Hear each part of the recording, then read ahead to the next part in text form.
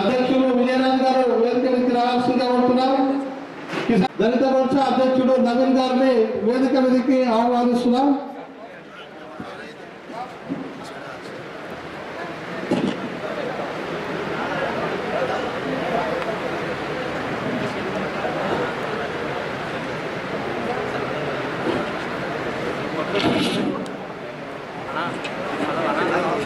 అదేవిధంగా రెడ్డి గారు టౌన్ అధ్యక్షులు వేదిక మీదకి రావాల్సిందిగా కోరుచున్నాం. గోపాల్ రెడ్డి గారు మండల అధ్యక్షులు వేదిక మీదకి రావాల్సిందిగా కోరుచున్నాం. భుజంగారెడ్డి గారు రావుపేట్ మండల అధ్యక్షుడు వేదిక మీదకి రావాల్సిందిగా కోరుచున్నాం. మల్లేష్ యాదవ్ గారు కృష్ణ యాదవ్ కోట్పల్లి అధ్యక్షుడు వేదిక మీదకి రావాల్సిందిగా కోరుచున్నాం. మరాఠీ శివప్రసాద్ గారు వేదిక మన యొక్క ముఖ్య అతిథి బయలుదేరిన 10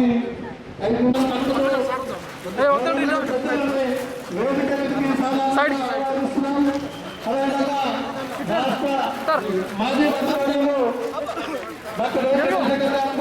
అదేవిధంగా జిల్లా అధ్యక్షులు సదానంద రెడ్డి గారిని వేదిక మీదకి ఆహ్వానిస్తున్నాం. మోర్చా నాయకులు విజయరాజ్ గారిని వేదిక మీదకి రావాల్సిందిగా కోరుతున్నాం. గౌరవులు పెద్దలు కిషన్ అన్న గారికి స్వాగతం తెలియజేస్తున్నాం. అదేవిధంగా జిల్లా ఇన్ఛార్జి రఘుప్రభు గారిని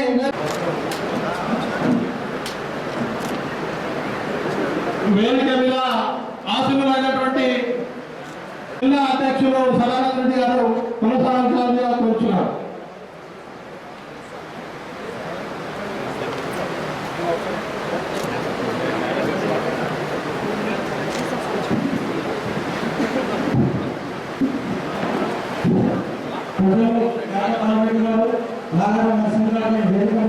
కింద ఉంటే వేదిక మీకు రావాల్సిందిగా నేను కోరుతున్నాను. అలాగే వికారాబాద్ అసెంబ్లీ నియోజకవర్గం వాళ్ళ యొక్క ఆశలను అక్కడ చర్చించడం జరిగింది.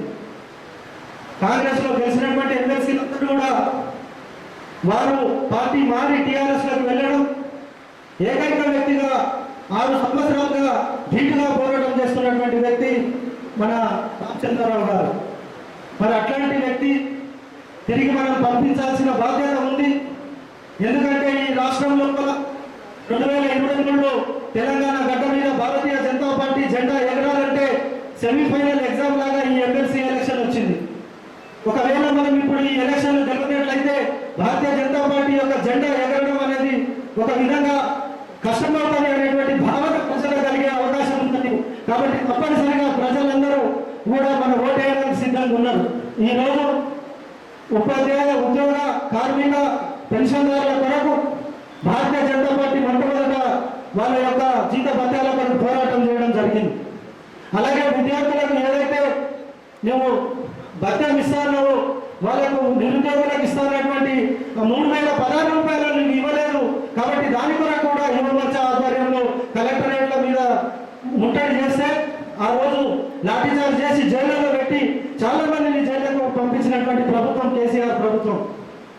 అలాగే ఏదైతే నిన్న మొన్న కరోనా వచ్చి ప్రైవేట్ టీచర్స్లకు చాలా ఇబ్బంది ఉంది, వాళ్ళని ఆదుకోవాలని చెప్పేసి కలెక్టరేట్లను ముట్టడిస్తే కూడా అప్పుడు కూడా మా కార్యకర్తలందరినీ కూడా జైలుకు పంపించినటువంటి ఘనత కేసీఆర్ గారు. కేసీఆర్ గారు దాచుకో అనే రీతిలో పరిపాలన కొనసాగిస్తూ ఇక్కడ ఉన్నటువంటి అనేక ప్రజలను ఇక్కట్లో పాలు చేసినటువంటి మాట వాస్తవం. అదే సమయంలో భారతదేశంలో అదే సమయంలో ఏర్పడినటువంటి కేంద్రంలో నరేంద్ర మోడీ గారి ప్రభుత్వం చాలా వేగవంతమైన అభివృద్ధికి చిరునామాగా మారినటువంటి మాట మీకు అందరికీ కూడా తెలుసు. ఈ రావడం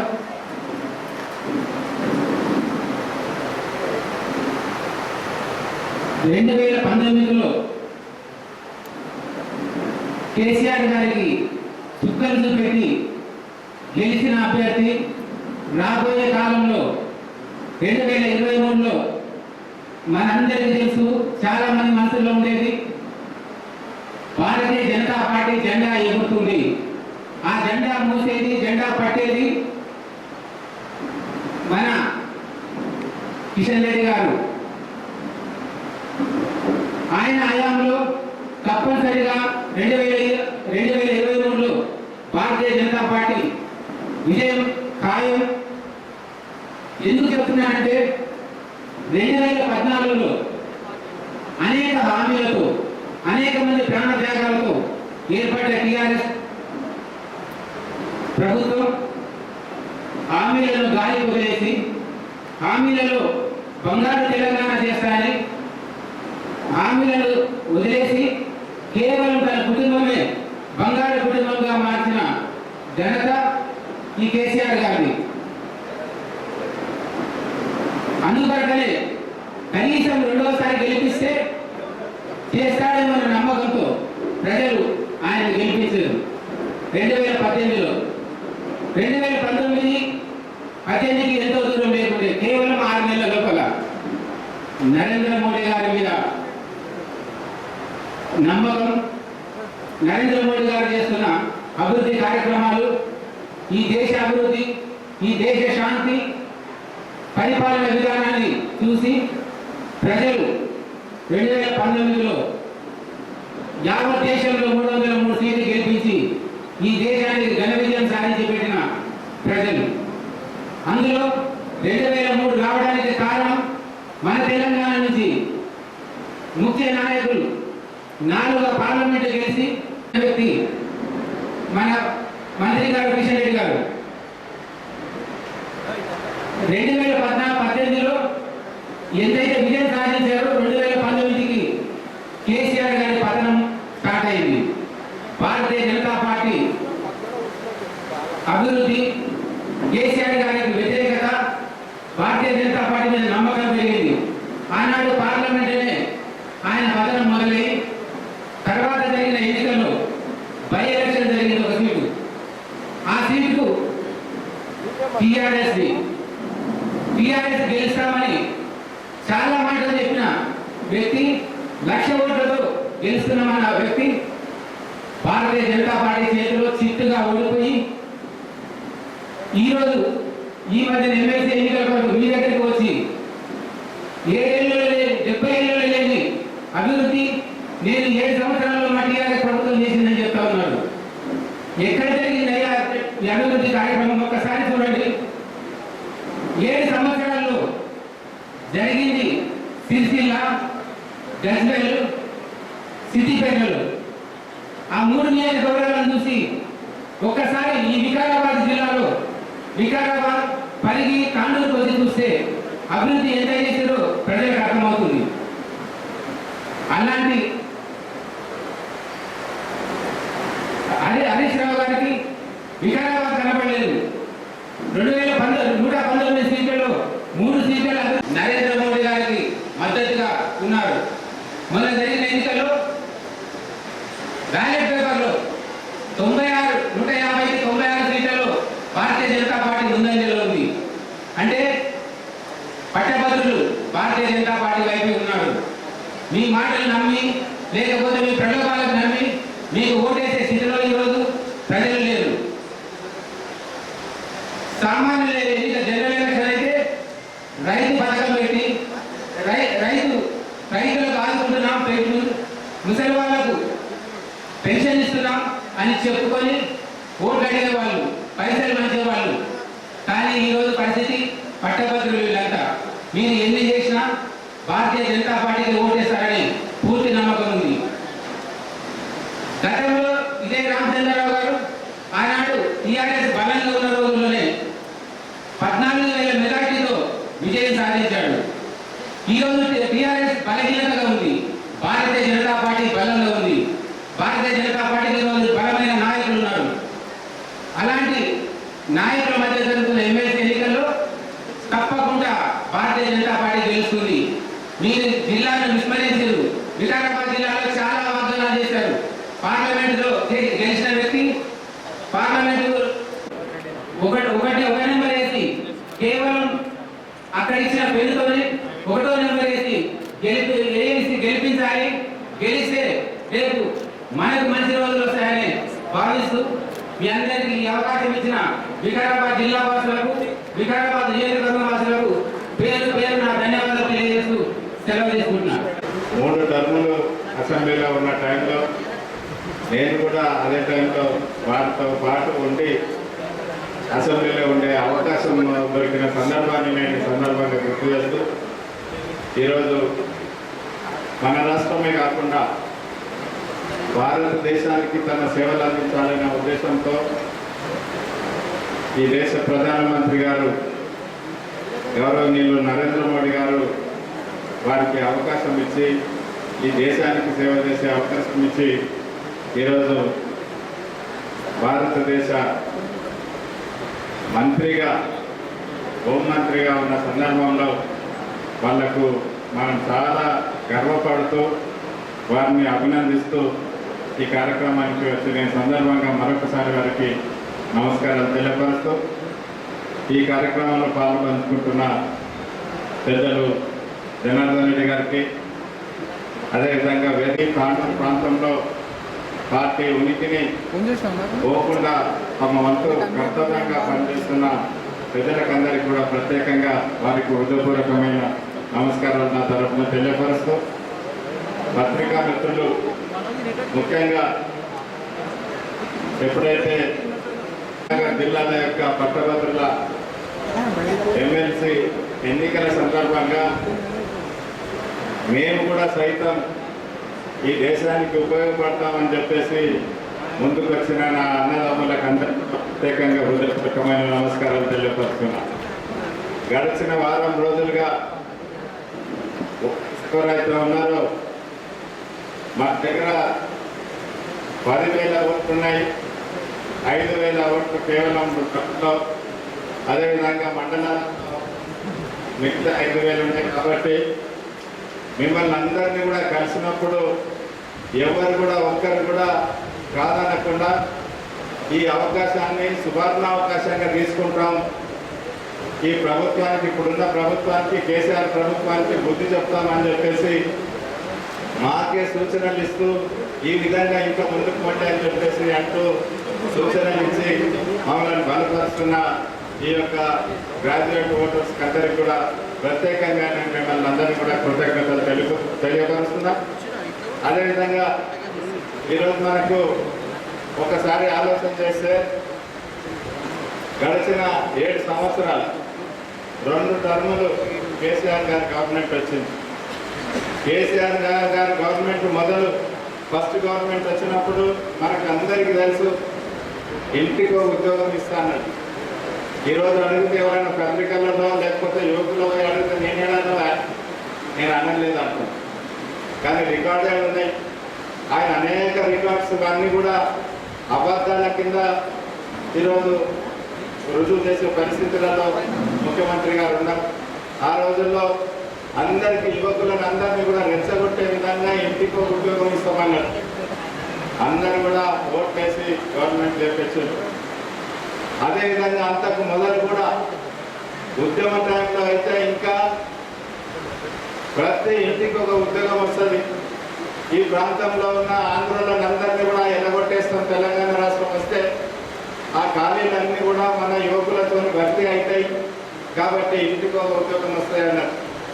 తర్వాత మన ప్రాంతంలో మన నీళ్ళన్నీ కూడా వాళ్ళు దోసుకుపోతున్నారు కాబట్టి ఆ నీళ్ళన్నీ కూడా వ్యవసాయదారులకు ప్రతి ఇంచు భూమి, తెలంగాణలో ఉన్న భూమి అంతా కూడా పారకం చేయడానికి అవకాశం వస్తుంది ఈ తెలంగాణ వస్తాయని చెప్పినారు. అదేవిధంగా మనకు ఏదైతే ఈ ప్రాంతంలో ఉన్న నిరుద్యోగులకు అందరికీ కూడా ఉద్యోగాలు వస్తాయి. అదేవిధంగా కేజీ టు పీజీ అందరికీ కూడా పోలీస్ డిపార్ట్మెంట్ రక్షణ కొరకు ఉండదు. పోలీస్ డిపార్ట్మెంట్ ప్రతి గ్రామంలో కూడా పిల్లలు ఎవరు చదువుకుంటలేరు, వాళ్ళని పట్టడానికి ఉంటారు పోలీసు, కానీ రక్షణ అస్సలే అవసరమే లేదు. మన ప్రాంతంలో ఉన్న రైతులు, అదేవిధంగా గ్రామీణ ప్రాంతంలో ఉన్న వాళ్ళందరూ కూడా గలగలగల వారే నీళ్లు ఆ బండల మీద పండుకొని పెరుగన్నం దీన్ని పండుకునే పరిస్థితి ఈ తెలంగాణ రాష్ట్రంకి వస్తే, తెలంగాణ వస్తాయని చెప్పేసి ఆ రోజు చెప్పిన మాటలకు అందరూ కూడా మోసపోయి తెలంగాణ రాష్ట్రంలో ఉన్న యువకులందరూ కూడా మొన్న జరిగిన ఎలక్షన్లో ఓటేసేసేసి. కానీ నిజంగా కూడా సార్ మాకు సిగ్గైతున్నది. ఎందుకంటే నేను కూడా 14 సంవత్సరాలు ఉద్యమంలో ఉన్నా. ఇక్కడ ఉన్న వాళ్ళకి అందరికీ ఇంచుమించు గ్రామానికి పోయినాం. మీరు అందరూ కూడా ఉద్యమంలోకి రండి, ఉద్యమంలోకి వస్తే తెలంగాణ వస్తుంది, తెలంగాణ వస్తే మీ ఇంట్లో ఉన్న పిల్లగానికి ఉద్యోగం వస్తుంది, మీ ఇంట్లో ఉన్న అమ్మాయికి ఉద్యోగం వస్తుంది, ఉద్యోగం వస్తే మీ కుటుంబం బాగుపడుతుంది. అదేవిధంగా ఉపయోగించే భూములు తెలంగాణ ప్రాంతంలో ఉన్నా నీళ్లు లేక పంటలు పండించలేని పరిస్థితిలో ఉన్నాం కాబట్టి నీళ్ళు అన్నీ కూడా మన నీళ్లు మనకు వస్తాయని చెప్పేసి వాళ్ళని అందరినీ కూడా రెచ్చగొట్టున్నాం. కానీ ఇప్పుడు తెలంగాణ వచ్చింది, 7 సంవత్సరాలు అయిపోయింది. గ్రామాలకు వెళ్ళలేకపోతే మీరు మొన్న ఏం చెప్తున్నారని చెప్పేసి అడుగుతారేమో అని చెప్పేసి నాకు నిజంగా కూడా సిగ్గవుతున్నది. ఎందుకంటే తెలంగాణ రాష్ట్రం ఏర్పడ్డ తర్వాత వచ్చిన గవర్నమెంట్ కేసీఆర్ మళ్ళా ఇంటికి ఒక ఉద్యోగం ఇస్తా అంటే అప్పుడు ఫస్ట్ టైం మోసపోయి ఈరోజు గవర్నమెంట్ వచ్చింది. కానీ 5 సంవత్సరాలు ప్రభుత్వంలో ఆ రోజు చెప్పినవి లేవు, తర్వాత చెప్పినవి కూడా ఒక్కటి కూడా లేవు. ఈరోజు అమలుపరచడం లేదు. 2వ ఎలక్షన్ వచ్చింది. 2వ ఎలక్షన్ రాగానే ఇంకో సెకండ్ ఉపాయం తీసుకున్నాడు. అదే ఉద్యోగాలు అయితే ఇవ్వలేము, కానీ నిరుద్యోగులకు అందరికీ కూడా నిరుద్యోగ గ్రూప్ ఇస్తాం. మనిషికి ఎవరైతే ఉద్యోగం చేస్తలేరో 3,000 రూపాయలు ఉద్యోగం వస్తుందంటే మోసపోయింది. రెండోసారి మళ్ళా నిరుద్యోగ గ్రూప్ కన్నా దొరుకుతుందేమో అని చెప్పేసి మళ్ళా రెండోసారి కూడా ఓట్లేసింది. అది కూడా 2 సంవత్సరాలు అయిపోయింది. నిరుద్యోగ వృత్తి లేదు, ఉద్యోగం లేదు. కానీ గొప్పలు పడుతున్నాం. మన రామచంద్రరావు గారు ఎవరైతే ఇక్కడ కంటెస్ట్ చేస్తున్నారో ఆయన మొన్న సవాల్ ఇచ్చినారు, ఎన్ని ఉద్యోగాలు ఇచ్చిన. ఎందుకంటే తండ్రి కొడుకులు ఇద్దరు లక్ష ఉద్యోగాలు ఇచ్చినామని ఒకడంటే ఇంకోటి 2 లక్షల ఉద్యోగాలు ఇచ్చినామని ఒకడంటాడు. రామచంద్రరావు గారు మొన్న సవాల్ ఇచ్చారు, మీరు ఎన్ని ఉద్యోగాలు ఇచ్చారో అందులో సగం మందిని ఈ యొక్క పర్యటన గ్రౌండ్లో తీసుకురండి, వాళ్ళ సర్టిఫికేట్ తీసుకున్న ప్రభుత్వం మీదే కదా మొన్న ఇచ్చిన ఉద్యోగస్తులందరూ కూడా తీసుకురామని అంటే ఎక్కడ కూడా ముచ్చట లేదు, సపోర్ట్ లేదు. అదేవిధంగా వాళ్ళకి సిగ్గు శరం ఒకటి ఉండాలి. మీరే నిర్ణయించారు, మీరే అపాయింట్ చేసిన కమిషన్ చైర్మన్ ఎవరైతే ఉన్నాడో పబ్లిక్ సర్వీస్ కమిషన్ చైర్మన్ దిగిపోతూ నేను 35,000 ఉద్యోగాలు మాత్రమే ఇచ్చినట్టు. అంటే 35,000 కూడా ఎందుకు చెప్పిండంటే 5 సంవత్సరాలు ఉన్నా నాకు కూడా మళ్ళా ఏదో ప్రాబ్లం వస్తుందన్న ఉద్దేశంతో 35,000 చెప్పిండు. నీవు అపాయింట్ చేసిన ఆ కమిషన్ చైర్మన్ ఏమో 35,000 అంటారు, మీరు తండ్రి కొడుకులేమో 1,00,000 అని అంటారు. ఇవన్నీ ఎవరు చెప్తున్నారంటే మేము మర్చిపోయినాం, కానీ మేము ఓట్లాడలేకపోతే ఓటేసేటోళ్ళు ఆ మాట చెప్తా ఉన్నాడు. నేను అందుకే ఈరోజు ఈ మీటింగ్ పెద్దలు కిషన్ రెడ్డి గారిని ఆహ్వానించి ఈ ఓటర్లు అందరూ కూడా మీకు మద్దతు ఉన్నాము అని చెప్పేసి రుజువు చేయడానికి మీ పెద్దల దృష్టికి తీసుకురావడానికి ఈరోజు ఈ మీటింగ్ పెడుతున్నాం. కాబట్టి దయచేసి కిషన్ రెడ్డి గారికి రుజువు అయ్యే విధంగా మీరందరూ కూడా ప్రతి ఒక్కరు చేతులు చెప్పి మీ మద్దతు ప్రకటించాలని చెప్పేసి మీకు పేరున కోరుతూ ఉన్నాం. అయితే ఈరోజు జరిగినప్పుడు చాలా మంది అన్నారు, బీజేపీ పార్టీ అంటే పట్టణ ప్రాంతాల్లోనే ఉన్నది, గ్రామీణ ప్రాంతాల్లో అసలే లేదు, గెలిచిన కొంచెమే లేదు, 1,00,000 మేధావులతో గెలుస్తామని చెప్పేసి ఒకడంటాడు, కొడుకేమో 1,70,000 అంటాడు, అల్లుడేమో వాడు 1,00,000తో గెలుస్తానంటాడు, తండ్రి ఏమో అసలు అక్కడ సర్పంచ్లకు కూడా రాలేదు, నేను ఇంట్లోనే కూర్చుంటానని గెలిపించేసేస్తాను. ఏమైంది? గ్రామీణ ప్రాంతాల్లో ఉన్న వాళ్ళందరూ కూడా కేసీఆర్ ప్రభుత్వానికి వ్యతిరేకంగా ఓటేసేసి బీజేపీ పార్టీని గెలిపించిన విషయాన్ని మనం అందరం కూడా గుర్తుపెట్టుకోవాల్సిన అవసరం ఉన్నది. సరే, అది జరిగిపోయింది, రుజువైంది. గ్రామీణ ప్రాంతాలలో కూడా బీజేపీ పార్టీ బలంగా ఉంది అని రుజువు చేసిన దుబ్బాక ఎలక్షన్ తర్వాత పట్టణంలో ఎలక్షన్ అయింది హైదరాబాద్లో. మన చిన్న పట్టణాలు, కానీ హైదరాబాద్ పెద్ద పట్టణం. అక్కడ అందరూ ఎవరిని ఇన్ఫ్లుయెన్స్ చేసే పరిస్థితి ఉండదు. అందరూ కూడా ఆలోచన చేసి ఓటేస్తారు. అక్కడ జరిగిన జిహెచ్ఎంసీ ఎలక్షన్లో ఎట్లా రుజువైందో కూడా మీకు అందరికీ తెలుసు. కాబట్టి ఈరోజు అది 2వ ఎలక్షన్, ఇది 3వది.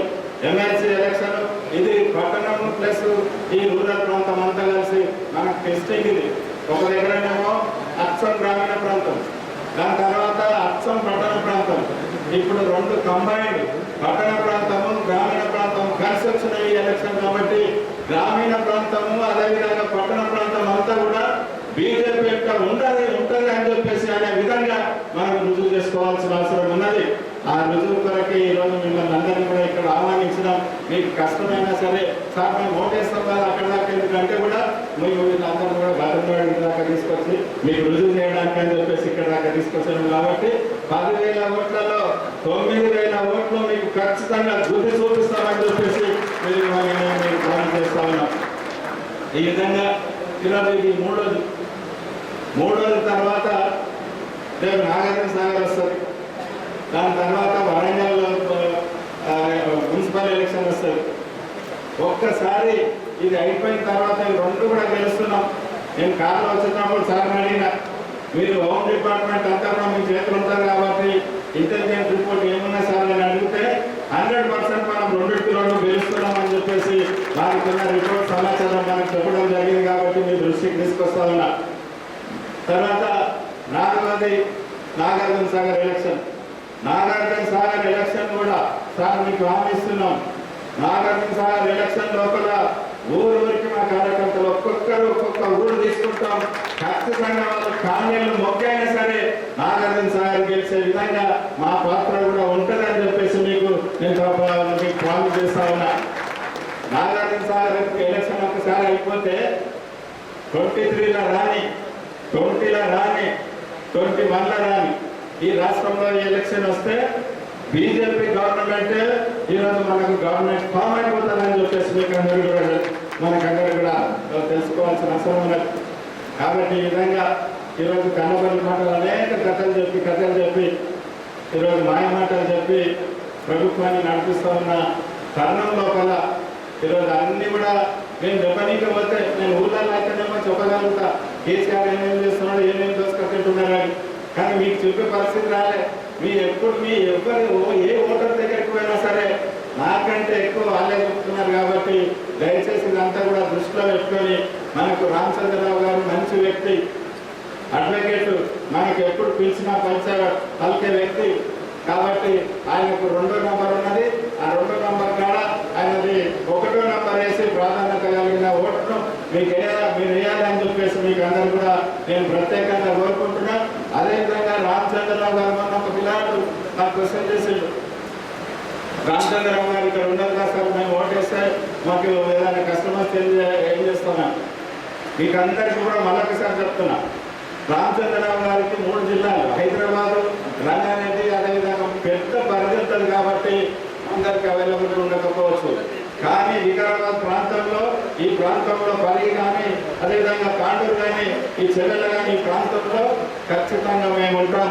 మీకు ఏ కష్టం వచ్చినా సరే మేము ఉంటామండి, మేము ఆదుకుంటామని చెప్పేసి మీకు అందరికీ కూడా నేను హామీ ఇస్తున్నా. నాకు అడిగిన తెలంగాణతో పాటు మీకు అందరికీ కూడా మరొకసారి తెలియపరుస్తున్నా, మేము ఇక్కడే ఉంటాం. మీకు ఏ ఆపద వచ్చినా మీ ఎంత ఉండి బీజేపీ మొత్తం మీకు మిమ్మల్ని ఆదుకుంటుందని చెప్పేసి కూడా మీకు అందరికీ కూడా తెలియపరుచుకుంటా ఉన్నా. మనకు భారతీయ జనతా పార్టీకి ఓటు ఎందుకు వేయాలి అని చెప్పేసి చివరి ప్రశ్న వేసుకుంటే, ఈరోజు భారతదేశంలో నరేంద్ర మోడీ గారి నాయకత్వంలో ప్రపంచ దేశాలన్నీ కూడా మనల్ని గుర్తించే విధంగా నరేంద్ర మోడీ గారి నాయకత్వంలో భారతదేశంలో ఉన్న ప్రతి పౌరుడు గల్లా ఎగరేసుకుని ఉండే విధంగా ఈరోజు పరిపాలన సాగిస్తున్న నరేంద్ర మోడీ గారి ప్రభుత్వం మనకందరికీ కూడా అండగా ఉన్నది. ఈ దేశాన్ని రక్షించడంలో పాటు మొన్న సంవత్సరం పాటు కరోనా వస్తే ఈరోజు కరోనా కొరకు అనేక కష్టాలు పడి వ్యాక్సిన్ తయారు చేసిన దేశము మనదే.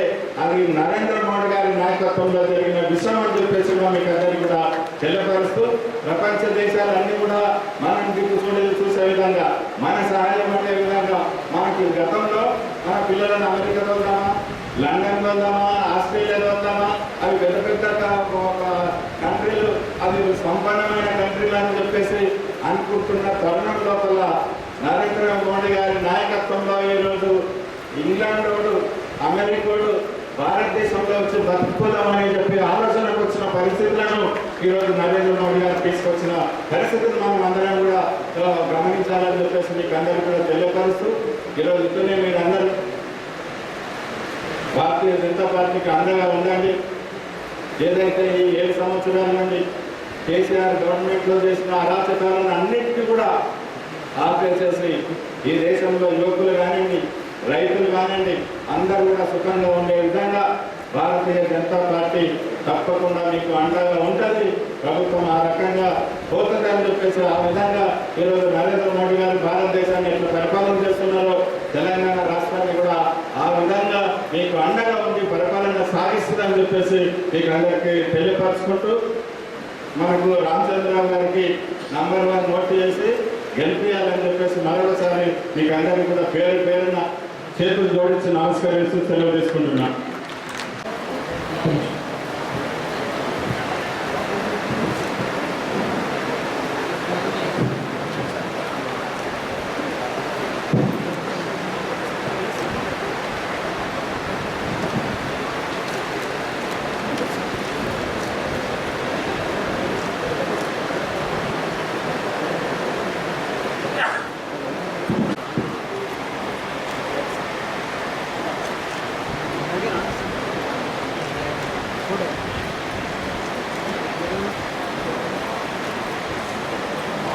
అందరికీ శుభాకాంక్షలు.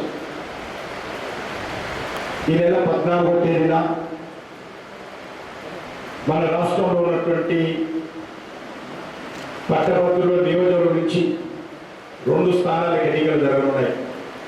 తెలంగాణ మొత్తంలో 3 ఎమ్మెల్సీలు ఉంటాయి. గ్రాడ్యుయేట్స్ అంటే డిగ్రీ పాస్ అయినటువంటి వాళ్ళు, డాక్టర్లు, అడ్వకేట్లు, ఇంజనీర్లు, ఐటీ సాఫ్ట్వేర్ ఇంజనీర్స్, వీళ్ళందరూ కూడా తమ పేరు నమోదు చేసుకొని ఇందులో ఓటు వేసేటువంటి అవకాశం ఉంది. ఇది మన తెలంగాణలో 3 ఉన్నాయి. పట్టభద్రుల నియోజకవర్గం అంటే గత అనేక సంవత్సరాలుగా భారతీయ జనతా పార్టీ గెలుస్తూ వస్తుంది. జనసంఘ్ ఉన్నప్పటి నుంచి ఇక్కడ ఈ నియోజకవర్గం నుంచి వి రామారావు గారు ఎవరైతే బీజేపీ వ్యవస్థాపకులు ఉన్నారో స్వర్గీయ వి రామారావు గారు 4 సార్లు గెలిచారు ఇక్కడ నుంచి.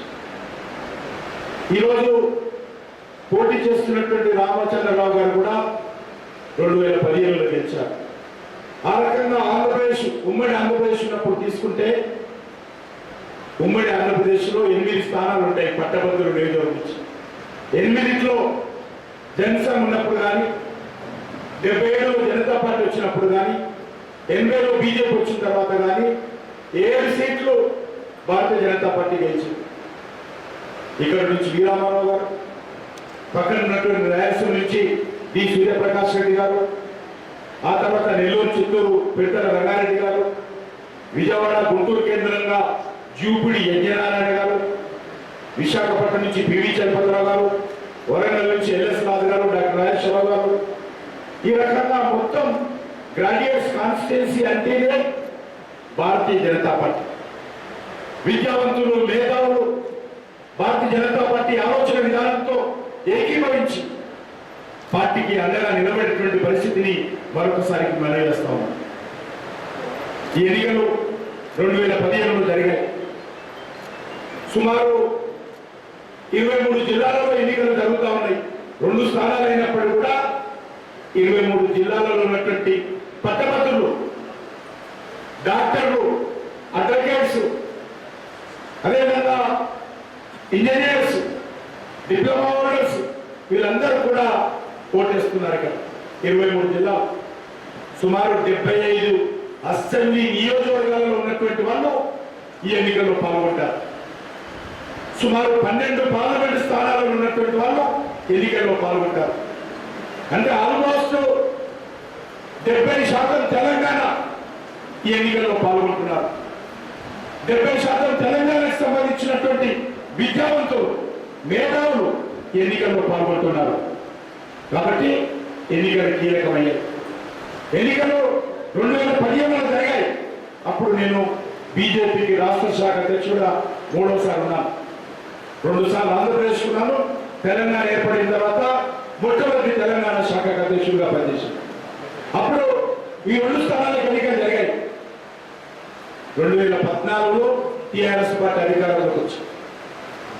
15లో ఎన్నికలు జరిగాయి. అప్పుడు టీఆర్ఎస్ పార్టీ, కొత్త పార్టీ, కొత్త ముఖ్యమంత్రి, కొత్త రాష్ట్రము, కొత్త కుటుంబము, చాలా ఉత్సాహంగా ఉన్నారు. ఆ రోజు తెలంగాణలో ఉన్నటువంటి విద్యావంతులు, మేధావులు, కవులు, కళాకారులు, ఉద్యోగస్తులు అందరూ కూడా ఆ రోజు టీఆర్ఎస్ పార్టీకి అండగా ఉండేది. ఆ పరిస్థితుల్లో జరిగినటువంటి ఎన్నికల్లో వరంగల్, ఖమ్మం, నల్గొండ సీట్లో బీజేపీ పోటీ చేసింది. ఇక్కడ హైదరాబాద్, నల్గొండ ఈ యొక్క పాలమూరు జిల్లాకు సంబంధించినటువంటి ఇక్కడ కూడా పోటీ చేశాం. ఆ సీట్లో 250 ఓట్లతో ఓడిపోయాం. చాలా తక్కువ ఓట్లతో వరంగల్, ఖమ్మం, నల్గొండ సీటు బీజేపీ ఓడిపోవడం జరిగింది. 250 ఓట్లు. ఇక్కడ ఆ రోజు తెలంగాణ ఉద్యమంలో చాలా ఉద్యుక్తంగా ఉన్నటువంటి పరిస్థితుల్లో మరి జాయింట్ జేఏసీ కన్వీనర్గా ఉన్నటువంటి దేవిశ్రీ ప్రసాద్ గారిని ఇక్కడ పోటీ పెట్టడం జరిగింది. మరి ఆ పరిస్థితుల్లో కూడా ఇక్కడ 13,000 మెజార్టీతో ఆ యొక్క టీఆర్ఎస్ పార్టీ అనుకూల వాతావరణం ఉన్నప్పటికీ కూడా భారతీయ జనతా పార్టీ ఇక్కడ గెలిచింది. 14,000 పైచీలు కొట్టం. కానీ ఈరోజు పరిస్థితి మారింది. 2015కు ఈరోజు 2021కి ఈరోజు తెలంగాణలో పరిస్థితి మారింది.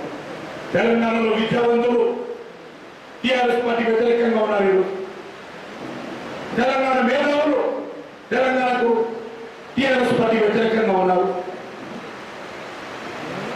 నిరుద్యోగ యువత పూర్తి అసంతృప్తితో ఉన్నది.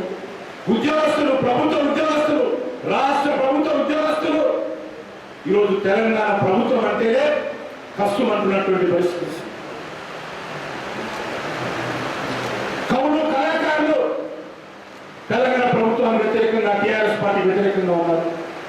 ఎవరైతే తెలంగాణ కోసం ఆత్మ బలిదానం చేసుకున్నారో వాళ్ళ కుటుంబం అంతా కూడా ఈరోజు వ్యతిరేకంగా ఉన్నారు. ఏ ఒక్క సమాజం, ఏ ఒక్క తెలంగాణ సమాజమో టీఆర్ఎస్ పార్టీ అనుకూలంగా లేదు. కానీ 2 కుటుంబాలు ఉన్నాయి. ఒకటి కల్వకుంట్ల కుటుంబము, 2 ఓవైసీ కుటుంబము. ఈ 2 కుటుంబాలు మాత్రమే ఈరోజు కేసీఆర్ అనుకూలంగా ఉంది.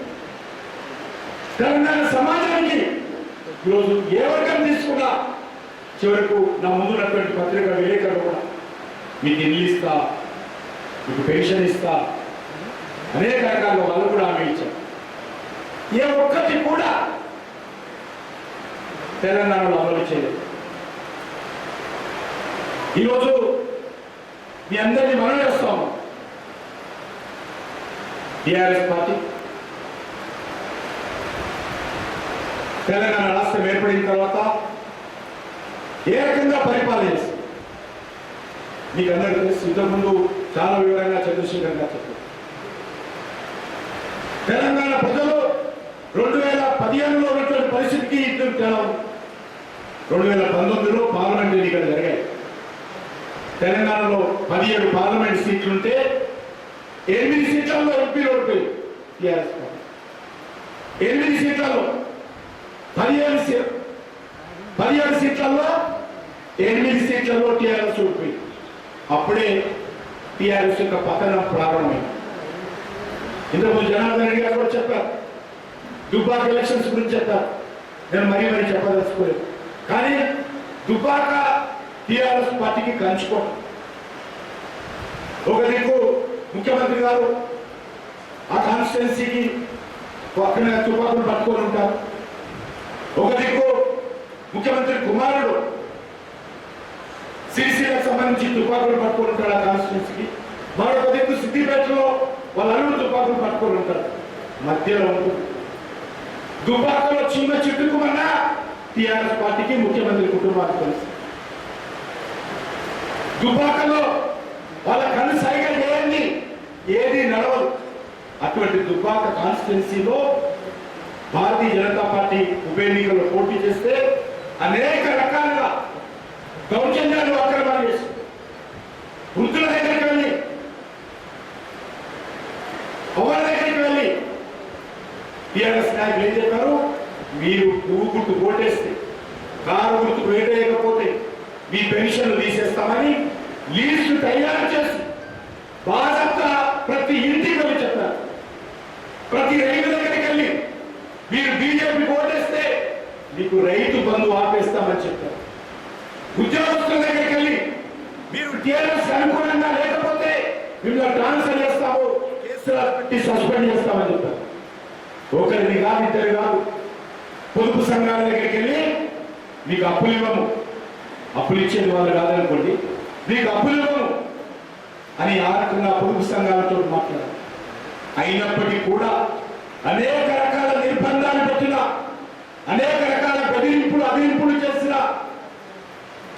దుబ్బాక ప్రజలు టిఆర్ఎస్ పార్టీ కంచి కోటలను బద్దలు కొట్టి టిఆర్ఎస్ పార్టీ జెండా దించివేసి భారతీయ జనతా పార్టీ జెండా దుబ్బాక ఎగరేశారు. అది మామూలు ఎన్నిక కాదు.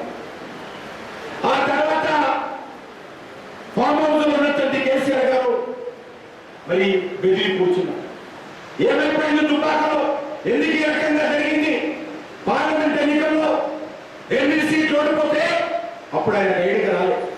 దుబ్బాకలో ఓడిపోయిన తర్వాతనే దుబ్బాక ప్రజలు కరువు కాచి వాకు పెట్టిన తర్వాతనే ఆయన గైడా వచ్చింది. ఏదో జరుగుతున్నది, ప్రజల వ్యతిరేకత ఉన్నారు. హైదరాబాద్ ఎన్నికలు వచ్చాయి.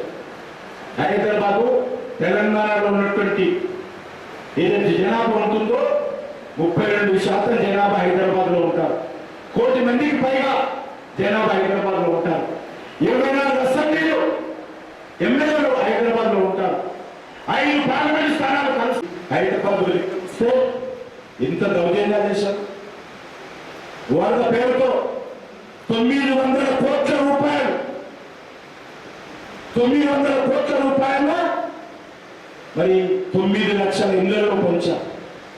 1 కాదు 2 కాదు 10,000 రూపాయలు చొప్పున, అది కూడా ప్రజలకు అందకుండా నోటికాడి కూడు గద్ద తన్నుకపోయినట్టు టిఆర్ఎస్ పార్టీ నాయకులు ఆ డబ్బులు కూడా పేద ప్రజలకు ఇవ్వాల్సినటువంటి ప్రజల డబ్బు కూడా ఆ డబ్బు కూడా దోచేశారు. ఎలక్షన్స్ లో వారం రోజుల ముందు ముఖ్యమంత్రి గారు ప్రెస్ కాన్ఫరెన్స్ పెట్టి టిఆర్ఎస్ పార్టీని గెలిపించండి, మొత్తం డ్రింకింగ్ వాటర్ ఏతులలో ఫ్రీగా ఇస్తామని చెప్పారు. అందరికి, పేదలకు ధనికులకు తేడా లేకుండా అందరికీ ఫ్రీగా నీళ్ళు ఇస్తామని చెప్పారు. ఇంటి ట్యాక్స్ ఏదైతుందో ఈ నామినేషన్ విడ్రాకు పోలింగ్కు 6 రోజులు ఉండదు, 6 రోజులు. నేను 100 ఎలక్షన్స్ చూసిన హైదరాబాద్ లాంటి ఎన్నికలు ఎప్పుడు చూడలేదు. 6 రోజులు మాత్రమే పెట్టారు. భారతీయ జనతా పార్టీకి సమయం ఇవ్వకుండా, భారతీయ జనతా పార్టీ కార్యకర్తలు ప్రచారం చేసుకోకుండా పూర్తిగా ప్రభుత్వ యంత్రాంగాన్ని దుర్వినియోగం చేస్తూ హైదరాబాద్ లో ఎన్నికలు నిర్వహిస్తే ముఖ్యమంత్రి గారు ఏం చెప్పారు? మాకు 99 సీట్లు ఉన్నాయి, ఇప్పుడు 110 సీట్లు గెలుస్తామని చెప్పారు. బీజేపీకి 4 సీట్లు ఉన్నాయి, 1 కూడా రాదని చెప్పారు. కానీ అనేక రకాలుగా దౌర్జన్యాలు చేసిన, వందల వేల కోట్ల రూపాయలు ఖర్చు పెట్టిన దుబ్బాక ప్రజల స్ఫూర్తితో హైదరాబాద్ ప్రజలు కూడా 99 స్థానాలు ఉన్నటువంటి టీఆర్ఎస్ పార్టీకి 56 స్థానాలకు దించేసి, 4 స్థానాలు ఉన్నటువంటి భారతీయ జనతా పార్టీ 48 స్థానాలు పోలేదు. ఆ టీఆర్ఎస్ పార్టీకి వచ్చినటువంటి 56 సీట్లు కూడా అవి టీఆర్ఎస్ పార్టీ ఓట్లు కావు, మజ్లిస్ పార్టీ ఓట్లు. మజ్లిస్ పార్టీతో పొత్తు పెట్టుకున్నారు కాబట్టి ఆ మాత్రమైన ఓట్లు వచ్చాయి, సీట్లు వచ్చాయి. కానీ అవి కూడా లేకపోతే సింగిల్ డిజిట్ లో టీఆర్ఎస్ పార్టీ హైదరాబాద్ లో కుప్పకూలిపోయింది. హైదరాబాద్ లో ఆరకమైనటువంటి పరిస్థితి ఉండేది. మీకు అందరికీ తెలుసు, హైదరాబాద్ లో కాస్మోపాలిటన్ సిటీ, అన్ని జిల్లాల వాళ్ళు ఉంటారు, అన్ని కులాల వాళ్ళు ఉంటారు, అన్ని మతాల వాళ్ళు ఉంటారు. హైదరాబాద్ పరిస్థితి తెలంగాణ పరిస్థితికి అర్థం పడుతుంది. మరి ఈరోజు హైదరాబాద్ ఓట్లు చూస్తే భారతీయ జనతా పార్టీకి, టిఆర్ఎస్ పార్టీకి సీట్లు పక్కన పెట్టి అందరి కార్పొరేటర్స్ వచ్చినటువంటి ఓట్లు టాలీ చేసి చూస్తే బీజేపీ కంటే టిఆర్ఎస్ పార్టీకి 8,000 మాత్రమే ఎక్కువ. 8,000. ఏ రకమైనటువంటి పరిస్థితుల్లో అర్థం చేసుకోవచ్చు. ఈరోజు ఈ పట్టభద్రుల నియోజకవర్గం జరుగుతాం. ఇక్కడ రామచంద్రరావు గారు పోటీ చేస్తాం. అదేవిధంగా టిఆర్ఎస్ పార్టీ నుంచి మరి మరో కొత్త అభ్యర్థిని తీసుకొచ్చాను. ఆమె ఎవరో తెలియదు నాకు. కుటుంబం గురించి చెప్తా ఉన్నాను. నేను కుటుంబం గురించి ఏం మాట్లాడదలుచుకున్నాను. నిజంగా కుటుంబం మీద ప్రేమ ఉంటే, గౌరవం ఉంటే రాజ్యసభకు పంపించిన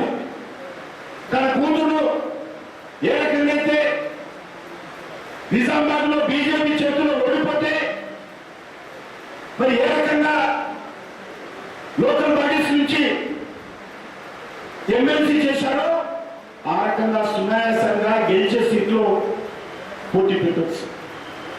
కానీ ఆ కుటుంబం మీద కోపమో నాకు తెలియదు, కానీ ఇక్కడ బలి పశువులు చేయడం కోసం సీట్లో ఓడిపోతామని తెలిసి కూడా ఆ కుటుంబానికి సంబంధించిన అభ్యర్థిని పెడితే ఎవరి మీద కోపం నాకైతే అర్థం కాలేదు. ముఖ్యమంత్రి గారికి ఆమె ఈరోజు బలి పశువులు చేస్తారు.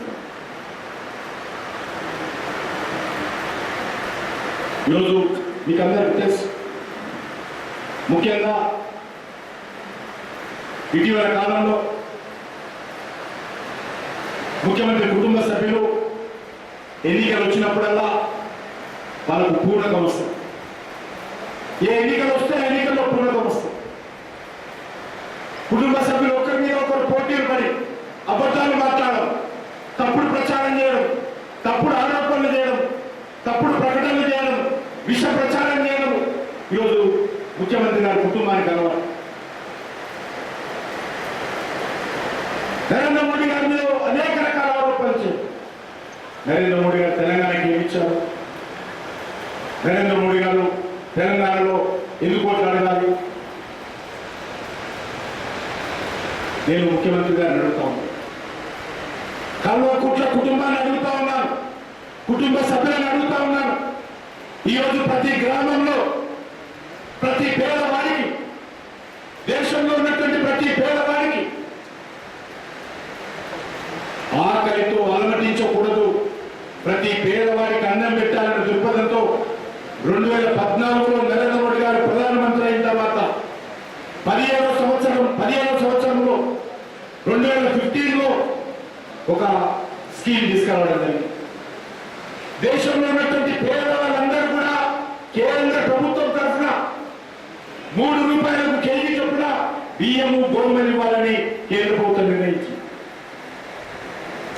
ఈరోజు మన రాష్ట్రానికి కూడా ప్రతి కేజీ బియ్యం వెనుక 30 రూపాయలు కేంద్ర ప్రభుత్వం సబ్సిడీ ఇచ్చి 3 రూపాయల చొప్పున మన రాష్ట్రానికి పంపిస్తే ఇక్కడ ఉన్నటువంటి రాష్ట్ర ప్రభుత్వము ఆ 3 రూపాయలు నరేంద్ర మోడీ గారు పంపించినటువంటి బియ్యానికి మనకు 2 రూపాయలు వాళ్ళు ఇచ్చి 1 రూపాయి లబ్ధిదారుల దగ్గర వసూలు చేస్తాము. అంటే కేజీ బియ్యం వెనక రూపాయి, కేజీ బియ్యం వెనక నరేంద్ర మోడీ గారు 30 రూపాయలు ఇస్తే కేసీఆర్ గారు ఇచ్చి 2 రూపాయలు. ఇది తెలంగాణ ప్రజలకు, పేద ప్రజలకు ఇవ్వడం కేసీఆర్ నచ్చదా? వీళ్ళు తెలంగాణ ప్రజలు కాదా? ఈరోజు రైతులకు 6,000 రూపాయలు రైతుల అకౌంట్లో నేరుగా వేస్తా ఉన్నాం. వాళ్ళు తెలంగాణ రైతులు కాదా? ఈరోజు పొదుపు సంఘాలకు కేంద్ర ప్రభుత్వం బ్యాంకుల ద్వారా నరేంద్ర మోడీ గారు ఇంతవరకు 10 లక్షల రూపాయల వరకు లోన్ ఇచ్చినటువంటి వాళ్ళు. కానీ ఇటీవల కరోనా సందర్భంలో 10 లక్షల నుంచి 20 లక్షల వరకు కూడా లోన్ పెంచి పేదవాళ్ళకి ఇవ్వాలని చెప్పి నరేంద్ర మోడీ గారి ప్రభుత్వం నిర్ణయించింది. అది తప్ప ఈరోజు జాతీయ రహదారులు స్వాతంత్రం వచ్చినటువంటి 70 సంవత్సరాలలో కాంగ్రెస్ పార్టీ హయాంలో మోడీ గారు ప్రధానమంత్రి కాకముందు ఎన్ని రహదారులు ఉండేవో ఈరోజు దానికి 2 రోడ్లు ఈ 6 సంవత్సరాలలో నరేంద్ర మోడీ గారి ప్రభుత్వం తయారు చేసింది. తెలంగాణలో ఉన్నటువంటి 33 జిల్లాలలో ఒక పెద్దపల్లి జిల్లా తప్ప అన్ని జిల్లాలకు సంబంధించినటువంటి హెడ్ క్వార్టర్స్ తో ఈరోజు నరేంద్ర మోడీ గారి ప్రభుత్వము కొత్తగా ఏర్పడినటువంటి జిల్లాలతో సహా జాతీయ రహదారులతో అనుసంధానం చేసింది. అనేక జాతీయ రహదారులు వాజ్పేయి గారు ప్రారంభించినటువంటి రహదారుల నిర్మాణం ఈరోజు అత్యంత అద్భుతంగా ఈరోజు నాగపూర్ రోడ్డు కానీ, బాంబే రోడ్డు కానీ, విజయవాడ రోడ్డు కానీ, కర్నూలు రోడ్డు కానీ, బెంగళూరు రోడ్డు కానీ చాలా అద్భుతంగా ఈరోజు జాతీయ రహదారుల నిర్మాణము నరేంద్ర మోడీ గారి ప్రభుత్వము తెలంగాణతో కనెక్ట్ చేసింది. అంతేకాదు ఇటీవల కాలంలో అంటే 2 రోజుల క్రితమే పూర్తి స్థాయిలో కేంద్ర ప్రభుత్వం మంజూరు చేయడం జరిగింది. హైదరాబాద్ కు తెలంగాణ రాష్ట్రానికి ఒక మహిళమైనటువంటి రీజనల్ రింగ్ రోడ్డును కేంద్ర ప్రభుత్వం మంజూరు చేసింది. ఆ రోజు పూర్తయిపోతే తెలంగాణ రాష్ట్రమే గేమ్ చేంజర్ గా మారబోతోంది. ఇటు సంగారెడ్డి నుంచి మొదలు పెడితే, మెదక్ నుంచి మొదలు పెడితే, తూప్రా నుంచి తీసుకుంటే, మరి జనగామ నుంచి మొదలు పెడితే, అదేవిధంగా భోగిరి నుంచి తీసుకుంటే, చౌటుప్పల్ నుంచి తీసుకుంటే, మరి ఇటు ఆనందం నుంచి మరి ఈరోజు ఈ యొక్క రోడ్డు సంగారెడ్డి వరకు వెళ్ళేటువంటి రోడ్డు, ఈ వికారాబాద్ జిల్లా నుంచి కూడా ఆ రోడ్డు అద్భుతంగా నిర్మాణం కావాలి. ఆ రోడ్డే పూర్తయిపోతే మొత్తం తెలంగాణ రాష్ట్ర నాయకత్వం జీవన ప్రమాణాలు పెరిగే అవకాశం ఉంది. అటువంటి అద్భుతమైనటువంటి రోడ్డులో నరేంద్ర మోడీ గారు ప్రభుత్వం తీసుకొచ్చారు. ఈ రోజు నుంచి రాష్ట్ర ప్రభుత్వానికి ఉత్తర్వులు రాయబోతున్నాను. భూసేకరణ ప్రారంభించండి. మొత్తం కేంద్ర ప్రభుత్వ ఖర్చుతో ఆ రోడ్డు నిర్మాణం చేస్తామని చెప్పాము 17,000 కోట్లతో. మరి కేసీఆర్ కుటుంబం అంటుంది మాకేం చేశారు. ఈరోజు MMTS ఏదైతే హైదరాబాద్ చుట్టుపక్కల ప్రాంతాలను తిరిగేటట్టు ట్రైన్ ఉందో, సెకండ్ ఫేజ్ ట్రైన్ సెకండ్ దశ కార్యక్రమాలకు మళ్లించాం. రైల్వే శాఖ తన తరఫున ఖర్చు పెట్టాల్సినటువంటి 900 కోట్ల రూపాయలు ఖర్చు పెట్టింది. అగ్రిమెంట్ ప్రకారం రాష్ట్ర ప్రభుత్వం ఇవ్వాల్సినటువంటి 500 కోట్లు ఇవ్వని కారణంగా 4 సంవత్సరాల నుంచి MMTS తప్పిపోయింది. టీఆర్ఎస్ ప్రభుత్వాన్ని అడుగుతున్నాను, భారతీయ జనతా పార్టీని నరేంద్ర మోడీ గారిని విమర్శించేటువంటి నైతిక హక్కు టీఆర్ఎస్ పార్టీకి ఉందని అడుగుతా ఉన్నాను. మీరేం చెప్పారు ఎన్నికలలో? మా పార్టీ అధికారంలోకి వస్తే నిమ్స్ లాంటి హాస్పిటల్ 33 జిల్లాలు ఉన్నాయి, పాత 10 జిల్లాలు ఉన్నాయి. ఒక్క 7 సంవత్సరాలు అవుతుంది ఒక్క సూపర్ స్పెషాలిటీ హాస్పిటల్ అయినా ఈరోజు టీఆర్ఎస్ పార్టీ నిర్మాణం చేసిందా నేను అడుగుతా ఉన్నాను. భారతీయ జనతా పార్టీ ప్రభుత్వము బీబీ నగర్లో దేశంలో అత్యుత్తమైనటువంటి ఏఎంస్ హాస్పిటల్ ఏమవుతుందో అటువంటి హాస్పిటల్స్ ను ఏఎంస్ హాస్పిటల్లో ఈరోజు బీబీ నగర్లో మేము ప్రారంభించాం. దానికి కూడా ల్యాండ్ ఇవ్వకుండా ఇంకా అనేక రకాలుగా వేస్తున్నాం. ఏఎంస్ మెడికల్ కాలేజీ ప్రారంభించాం. హైదరాబాద్ లో ఈఎస్ఐ మెడికల్ కాలేజీ ప్రారంభించాము. హైదరాబాద్ లో ఈఎస్ఐ సూపర్ స్పెషాలిటీ హాస్పిటల్ ప్రారంభించాము. కానీ అడిగినా గ్రామీణ ప్రజలు అడిగినా మనకు చెప్తారు. ఒకటి ఉస్మాన్ హాస్పిటల్, రెండోది గాంధీ హాస్పిటల్. కేసీఆర్ పుణ్యమాని కొత్త హాస్పిటల్ సంగతి దేవుడే కానీ ఉన్న 2 హాస్పిటల్లో ఉస్మాన్ హాస్పిటల్ తాళం వేశారు. ఉస్మాన్ హాస్పిటల్ తాళం.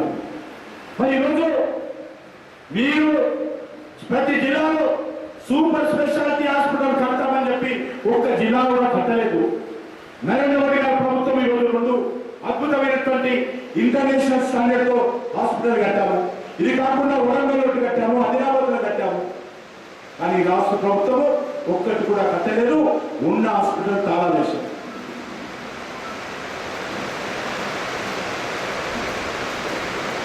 అంతేకాదు తెలంగాణ రాష్ట్రంలో రామగుండంలో యూరియా తయారు చేసేటువంటి ఫెర్టిలైజర్ పరిశ్రమ నరేంద్ర మోడీ గారు ప్రధానమంత్రి అయిన తర్వాత 2016లో శంకుస్థాపన చేశారు. 6,000 కోట్లతో 3,000 మందికి ఉపాధి కల్పించేటువంటి తెలంగాణ రైతులకు యూరియా అందుబాటులో ఉండే విధంగా పరిశ్రమ ప్రారంభించాము. 4 రోజుల క్రితమే మరి ట్రయల్ చేసి చూసాము. పరిశ్రమ వచ్చేసింది, మిషనరీ వచ్చింది, ప్రొడక్షన్ స్టార్ట్ చేశాము, ట్రయల్ చూసాము. మార్చి నెలలో నరేంద్ర మోడీ గారు స్వయంగా ఎన్నికలైన తర్వాత ఆ యొక్క ఫెర్టిలైజర్ పరిశ్రమను తెలంగాణ ప్రజలకు, తెలంగాణ రైతులకు అంకితం చేయబోతున్నారని సందర్భంగా మరి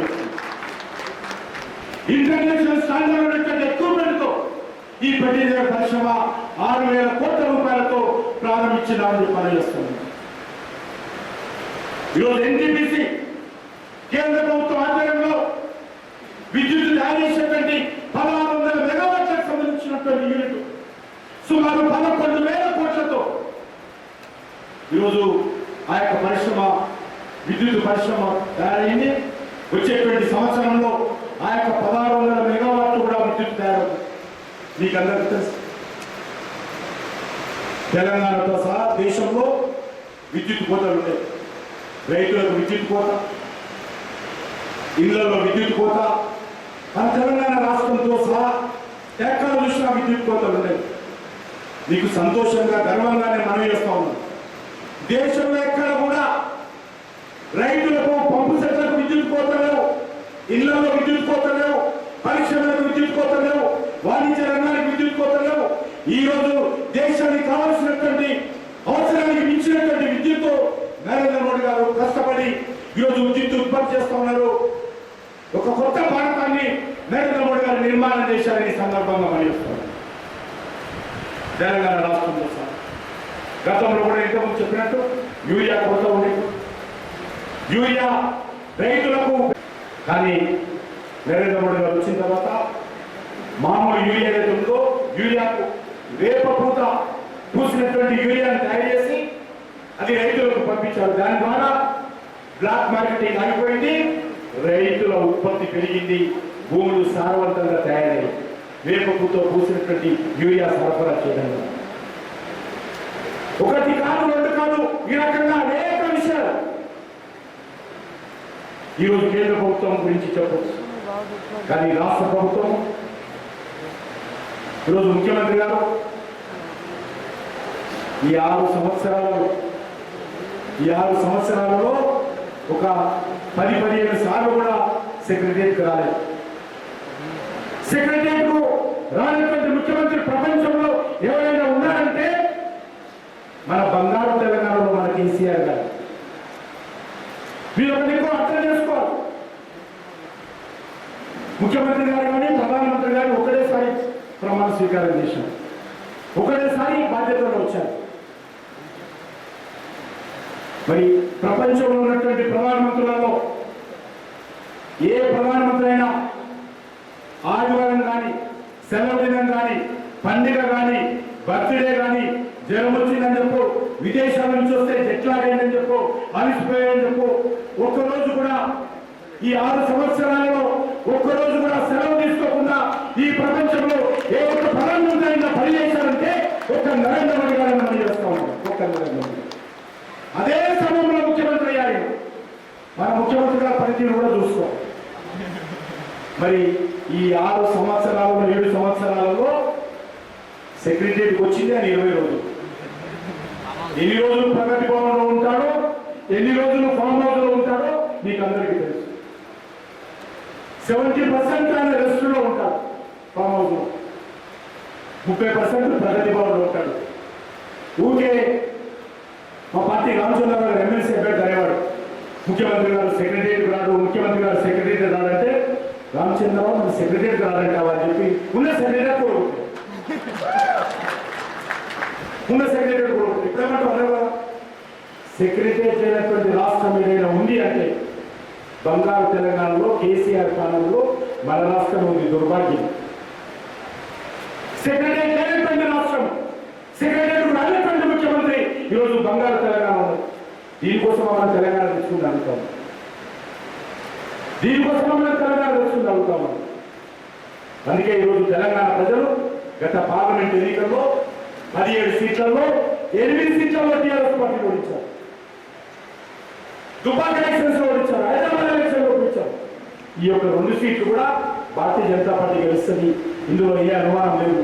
మేధావులు, విద్యావంతులు తప్పకుండా భారతీయ జనతా పార్టీ నాశనం.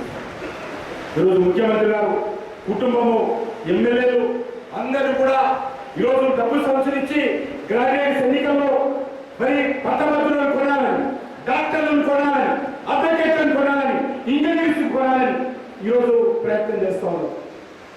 ఇదేమైనా న్యాయం అడుగుతా ఉన్నాం.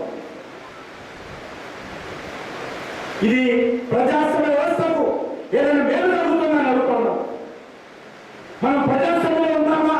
డాక్టర్ బాబాసాహెబ్ అంబేద్కర్ ఎంతో పవిత్రమైనటువంటి ఆలోచనతో పేదవాళ్ళకి ఇచ్చినటువంటి ఏకైక హక్కు ఓటు హక్కు. ఆ ఓటు ద్వారా ముఖ్యమంత్రిని ఎన్నుకుంటే ఈ ముఖ్యమంత్రి ఏమంటారు? పేద ప్రజలను, ఓటర్లను డాక్టర్ బాబాసాహెబ్ అంబేద్కర్ రాజ్యాంగాన్ని అవమానం చేసే విధంగా ఈ ముఖ్యమంత్రి కూర్చొని నా ఎడమకాలి చెప్పుతో సమానం అంటారు బెరగసి. ఇటువంటి ముఖ్యమంత్రికి ఓటు అయ్యారా? ఓటు అడిగేటువంటి హక్కు ఈ ముఖ్యమంత్రికి ఉందని పేద ప్రజలు ఓట్లేస్తే నువ్వు ముఖ్యమంత్రి అయ్యావు, నీ కొడుకు మంత్రి అయ్యాడు, నీ అల్లుడు మంత్రి అయ్యాడు, మరో ఇద్దరు మంత్రి అల్లుడు ఎంపీలు అయ్యారు, ఒక కూతురు ఎంపీగా ఓడిపోయినా మళ్ళీ ఎమ్మెల్సీ చేశావు. ఈ ప్రజలే కదా ఓటేసింది. అటువంటి పవిత్రమైనటువంటి ఓటు ప్రజలు ఓటేస్తే నువ్వేమంటావు? ఈ ముఖ్యమంత్రి పదవి నా ఎడమకాలి చెప్పుతో సమానం. రేపు అంతర్జాతీయ మహిళా దినోత్సవం. ఒక బహిరంగ సభలో మహిళలు ఏదో నినాదం ఇస్తే కుక్కలతో సమానం ఈ మహిళలు అంటారు. ఇది భాష. ఒక ముఖ్యమంత్రి గారు మాట్లాడేటువంటి భాష, ఆలోచన విధానము ఇది. కాబట్టి నేను మనవి చేస్తున్నాను. నేను చెన్నైకి వెళ్లాల్సి ఉంది. ఇక్కడ నుంచి నేను ఎయిర్పోర్ట్కి వెళ్తా ఉన్నాను కాబట్టి ఎక్కువసేపు మీతో మాట్లాడలేకపోతున్నాను. మీ అందరినీ కోరలేదు. ఈ ఎన్నికలు చాలా కీలకమైనటువంటి ఎన్నికలు. తెలంగాణ రాష్ట్రంలో ప్రజలు ఎంత మార్పు కోరుకుంటున్నారో, తెలంగాణ విద్యావంతులు కానీ, రైతులు కానీ, యువకులు కానీ, ఉద్యోగస్తులు కానీ, విద్యార్థులు కానీ, కవులు కళాకారులు కానీ ఏదైతే మార్పు కోరాలనుకుంటున్నారో ఆ మార్పు ఖచ్చితంగా భారతీయ జనతా పార్టీ ద్వారా వస్తుంది. తెలంగాణ ప్రజలకు ఆకాంక్షలకు అనుగుణంగా ఒక అద్భుతమైనటువంటి పరిపాలన నరేంద్ర మోడీ గారి నేతృత్వంలో భవిష్యత్తులో భారతీయ జనతా పార్టీ తెలంగాణ ప్రజలకు ఇస్తాం. తెలంగాణ ఏకంగా అభివృద్ధి చేయాలో ఒక కుటుంబం చుట్టూ, కేసీఆర్ కుటుంబం చుట్టూ, వైఎస్ కుటుంబం చుట్టూ తెలంగాణ ప్రజలను, తెలంగాణ యంత్రాంగాన్ని తిప్పాం. తెలంగాణ ప్రజలకు కావలసినటువంటి ఒక మంచి ప్రభుత్వాన్ని, నీతి నిజంతో కూడినటువంటి ప్రభుత్వాన్ని ఇస్తాం. ఈరోజు ఇరిగేషన్ ప్రాజెక్ట్ అంటే కేసీఆర్ కుటుంబానికి ఏటీఎం లాంటి, ఎనీ టైం మనీ లాంటి ఇరిగేషన్ ప్రాజెక్టుల పేరుతో వేల కోట్ల రూపాయలు ప్రజాధనాన్ని దోపిడీ చేస్తున్నటువంటి పరిస్థితి. ఈరోజు 6 సంవత్సరాలలో 4 లక్షల కోట్లు అప్పు చేశాడు కేసీఆర్ గారు. ఎవరి మీద అప్పు చేశారో, ఎవరు అప్పు తీర్చాలి? మీరు, మేము తీర్చాలి. ప్రతి తెలంగాణ బిడ్డ ఈ అప్పు తీర్చాలి, కేసీఆర్ కుటుంబం తీర్చాలి. ఈరోజు చేసినటువంటి అప్పుల్లో మెజార్టీ కమిషన్ కొట్టేస్తుంటే అప్పు తీర్చాల్సింది మన మీద భారం పడతా ఉంది. ప్రతి తెలంగాణ బిడ్డ మీద ఈరోజు భారం పడతా ఉంది అప్పు. కాబట్టి ప్రజలారా, సోదరులారా, పుట్టబడుతున్నారా, ఆలోచన చేయండి. ఈ ప్రభుత్వము ఈరోజు ఎట్టి పరిస్థితుల్లో తెలంగాణలో మార్పు రావాలని మీరైతే కోరుకుంటున్నారో ఆ మార్పుకు భారతీయ జనతా పార్టీ మీ ఆకాంక్షలకు అనుగుణంగా పనిచేయడానికి సిద్ధంగా ఉన్నాం. తప్పకుండా ఈ ఎన్నికలు ఆశీర్వదించండి. బీజేపీని, రామచంద్రరావు గారిని భారీ మెజార్టీతో గెలిపించాల్సిందిగా మీ అందరినీ కోరుకుంటూ, తెలంగాణ ఉద్యమం తర్వాత, కోవిడ్ యాత్ర తర్వాత, చాలా రోజుల తర్వాత ఇక్కడికి వచ్చాను నేను. కాబట్టి మరి ఇతరులు గౌరవనీయులు చంద్రశేఖర్ గారు మంత్రిగా ఉన్నప్పుడు కూడా నేను శాసనసభలో అనేక రకాల పోరాటాలు చేశాను. వారు మంత్రిగా ఉన్నప్పుడు నా కాన్స్టిట్యున్సీకి మరి ఇరిగేషన్ మంత్రిగా ఉన్నప్పుడు హైదరాబాద్ పట్టణంలో కూడా 35 లక్షల రూపాయలు మంజూరు చేశారు. జ్ఞాపకం వారిని తీసుకుపోయి శంకుస్థాపన చేయించుకున్నారు. కాబట్టి ఒక మంచి వ్యక్తి మళ్ళీ ఈరోజు భారతీయ జనతా పార్టీలో చేరారు. నేను చంద్రశేఖరరావు గారు కూడా మనస్ఫూర్తిగా స్వాగతం పలుకుతూ, నాకు పూర్తి విశ్వాసం ఉంది వికారాబాద్ ఇందులో భారతీయ జనతా పార్టీ పట్టభద్రుల నియోజకవర్గం నుంచి భారీ మెజార్టీతో మీరు గెలిపించాలి. నేను టీఆర్ఎస్ పార్టీని కోరుతా ఉన్నాను, మంత్రులను కోరుతా ఉన్నాను. ఉద్యోగస్తులను బెదిరించడము, ఉద్యోగస్తులను భయపెట్టించడము ఇది పాత మాట. ఈరోజు ప్రతి ఉద్యోగస్తుడు ఈరోజు ఖచ్చితంగా ఉద్యోగస్తుని వెనక భారతీయ జనతా పార్టీ ఉందే. మీరు భయపెట్టించడము, బెదిరించడము ఆశ్చర్యపోతారు మీరు. నేను పుట్టినప్పటి నుంచి జరిగినటువంటి అన్ని ఎన్నికల్లో కూడా టీచర్స్ సిబ్బందిగా ఎన్నికలు నిర్వహించే వాళ్ళు వచ్చారు. కానీ మొన్న హైదరాబాద్ లో జరిగినటువంటి ఎన్నికల్లో టీచర్స్ పెట్టలే. ఎందుకంటే టీచర్స్ అందరూ కూడా ఈరోజు ఈ యొక్క టీఆర్ఎస్ పార్టీ వ్యతిరేకమైందని చెప్పి మొదటిసారిగా స్వాతంత్రం వచ్చిన తర్వాత టీచర్స్ లేకుండా ఎన్నికలు నిర్వహించినటువంటి ఘనత ఎవరికి దక్కుతుందంటే బంగారు తెలంగాణలో మన కేసీఆర్ గారు. ఈరోజు బంగారు తెలంగాణ కాలేదు, కానీ కేసీఆర్ కుటుంబము, ఓవైసీ కుటుంబము, ఈ 2 కుటుంబాలు కూడా బంగారు కుటుంబాలు అయ్యాయి. కాబట్టి కుటుంబాలు మనకు అవసరం లేదు. నిజమైనటువంటి ప్రజాస్వామ్య తెలంగాణ కావాలంటే అది భారతీయ జనతా పార్టీకి సాధ్యము.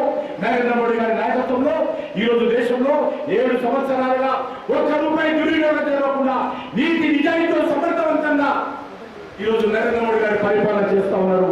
తెలంగాణలో కూడా ఆ రకమైనటువంటి భవ్యమైనటువంటి దివ్యమైనటువంటి నీతి నిజాయితీతో ఉన్నటువంటి ప్రభుత్వాన్ని ఇస్తామో ఒకటి మాత్రం తెలంగాణ ప్రజలు ఇప్పటికే నిర్ణయం చేస్తున్నారు. ఎప్పుడు శాసనసభ ఎన్నికలు జరిగినా ఆ రోజు కేసీఆర్ బాధపడ్డా, కేసీఆర్ కుటుంబ సభ్యులు తల కిందికి కాలు బయట పెట్టినా, లేకపోతే ఎంఐఎం సోదరులు, ఓవైసీ సోదరులు ఊరేసుకున్నా కూడా తెలంగాణ ప్రజలు టీఆర్ఎస్ పార్టీని గెలిపించారు. భారతీయ జనతా పార్టీని ఖచ్చితంగా గెలిపించబోతున్నారు. దానికి భారతీయ జనతా పార్టీ కార్యకర్తలుగా మేము తెలంగాణ ప్రజలకు ధన్యవాదాలు తెలియజేస్తూ ముందుకు వెళ్తా ఉన్నాము. ఆ సమయం కోసం ఎదురు చూస్తున్నామని చెప్పి కోరుకుంటూ సెలవు తీసుకుంటున్నాను. భారత్ మాతాకి.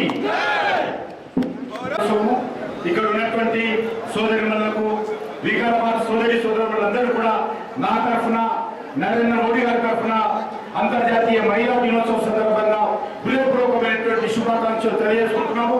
ఎందుకంటే మన తెలంగాణలో తెలుసు 5 సంవత్సరాలు మహిళా మంత్రి లేనటువంటి ప్రభుత్వాన్ని కేసీఆర్ నడిపాడు 5 సంవత్సరాలు. కాబట్టి ఈ సందర్భంగా అది జ్ఞాపకం చేస్తూ ఈ సోదరులందరూ కూడా నేను మరొకసారి శుభాకాంక్షలు తెలియజేస్తూ సెలవు తీసుకుంటాను.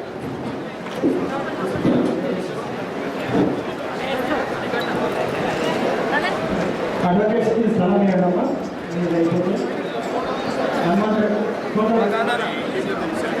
కొద్దిగా ముందుకు జరగాలి.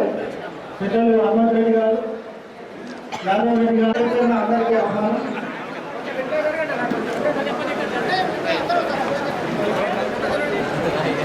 స్టడీ సర్కిల్ నుంచి వచ్చినటువంటి విద్యార్థులందరూ బస్సుల దగ్గరకు వెళ్ళాల్సిందిగా విజ్ఞప్తి.